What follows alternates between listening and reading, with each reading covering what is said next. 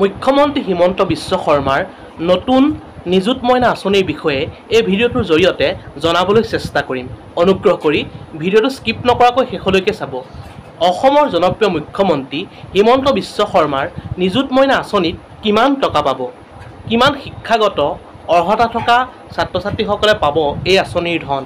নিযুত মইনা আঁচনিখনৰ সম্বন্ধে ৰাজ্যিক কেবিনেটৰ বৈঠকত এই সিদ্ধান্ত গ্ৰহণ কৰিছে। 12,500 টকা আৰু 10,000কৈ টকা HSLC আৰু HS উত্তীৰ্ণ ছাত্ৰ ছাত্ৰীসকলে লাভ কৰিব নিযুত মইনা আঁচনিৰ ধন। উল্লেখযোগ্য যে 15 আগষ্টত কাৰ্যকৰী হ'ব নিযুত মইনা আঁচনি।